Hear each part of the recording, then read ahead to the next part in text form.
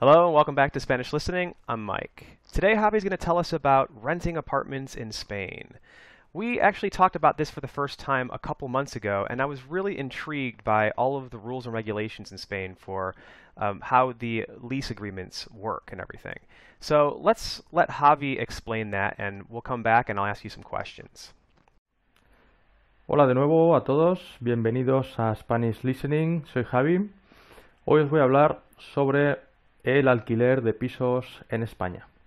Bien, un poco desde mi experiencia. Justamente acabo de hacer una mudanza muy recientemente, la cual es una experiencia terrible porque da muchísimo trabajo, pero bien, quizá hablaré de la experiencia de mudanza en otra ocasión. Ahora voy a hablar de cómo funciona un poco el alquiler. En primer lugar, por supuesto, tienes que buscar un piso, una casa, pues un poco el tipo de vivienda que te interese. Puedes consultarlo por internet, puedes visitar agencias o puedes simplemente dar un paseo por la ciudad o pueblo en el que quieras alquilar, buscando carteles que suelen estar colocados en las ventanas o balcones. Bien, cuando te interesa algún espacio, llamas al propietario o a la agencia, etcétera, y haces una visita. Y finalmente, pues terminas interesado o no en el piso. Hablo de piso porque es lo que yo uso. Bien, una vez estás de acuerdo, pues ya firmas un contrato. Este contrato de alquiler hasta hace poco era de 5 años, que en realidad tiene un preaviso que se puede romper antes, digamos, por parte del inquilino. Ahora, en este piso reciente, parece ser que han cambiado la legislación y se puede hacer de 3 o de 5 años. Entonces ahí ya tú negocias con el propietario. En cualquier caso, se fija un precio y ese precio se revisa anualmente en función de la subida o bajada de los precios generales.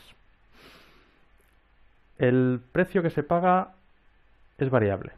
Es decir, existe el precio por lo que es la vivienda, pero después puedes alquilar, por ejemplo, una plaza de garaje.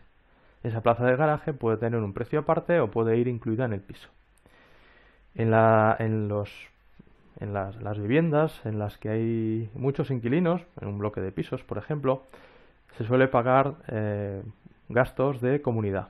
Es decir, gastos asociados a la limpieza de los espacios comunes, pues por ejemplo, el técnico que viene a reparar el ascensor, pues mantenimiento de bombillas, un poco, si una puerta se estropea, un poco mantener el edificio en condiciones. Eso genera unos gastos mensuales que habitualmente se pagan aparte. Aunque bueno, esto es un tema que siempre está abierto a negociación. Después hay algunos impuestos, por ejemplo el impuesto de bienes inmuebles, el IBI, o comúnmente llamado la contribución, que normalmente paga el propietario. Es algo que a veces intentan hacer pagar al inquilino, pero en ese caso no, digamos que no corresponde. Hay otros impuestos como la recogida de basuras, por ejemplo, que sí a veces paga el inquilino, pero como digo, es un tema negociable. ¿Qué más? Además del precio del alquiler mensual, que por cierto cuando se firma el contrato se paga el primer mes por adelantado, es decir, el día 1, de 1 a 5 normalmente se paga el mes completo y el mes siguiente se paga el otro mes completo. Pues al principio se suele pagar un mes o dos suplementarios que quedan como fianza a devolver por el propietario al finalizar el contrato o cuando el inquilino se marcha. Esta fianza sirve, pues, por ejemplo, para arreglar desperfectos que pueda haber en la vivienda o para pagar consumos de suministros, de agua, de electricidad o de gas, por ejemplo, que el inquilino pueda dejar a deber cuando se marcha. Si no hay ningún problema con el alquiler, si todo ha funcionado bien, pues al finalizar el propietario devuelve esa fianza al inquilino. De hecho, hace unos años incluso además de fianza se pedían avales bancarios, avales con vivienda de algún familiar, etcétera.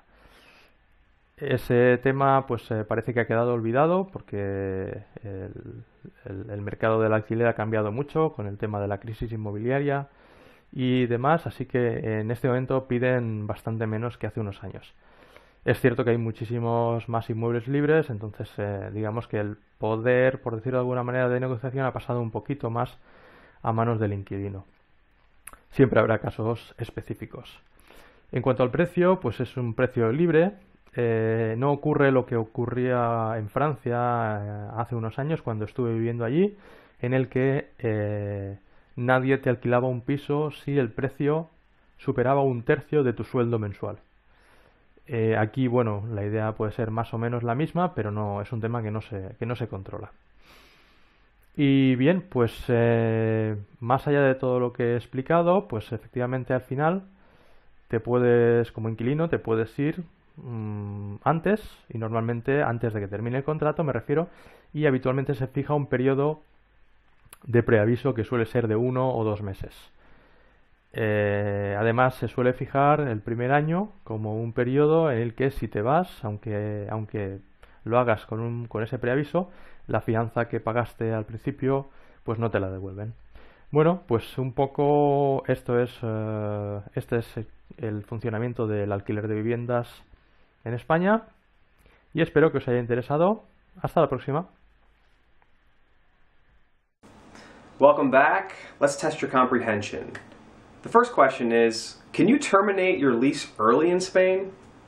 Number 2, do you usually need a bank guarantee in order to rent an apartment in Spain? Number 3, can you name some community costs? Number 4, what did Javi say was the maximum price they can set your rent to in France?